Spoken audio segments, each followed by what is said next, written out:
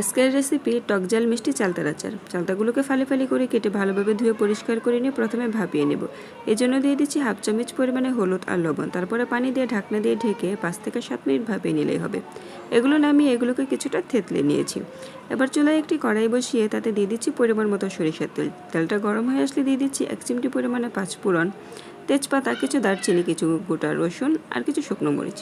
এগুলোকে ভালো করে ভেজে নিয়ে তারপর চালতাগুলোকেও এই তেলে খুব সুন্দর করে ভেজে নেব। চালতাগুলো যখন ভাজা হয়ে আসবে তখন এখানে দিয়ে দিচ্ছি হাফ চামচ করে মরিচ আর হলুদের গুঁড়ো, সাথে 1 বাটি পরিমাণে গুড়, আর তার সাথে হাফ চামচ পরিমাণে লবণ, যেহেতু লবণটা আমি আগেও ব্যবহার করেছি।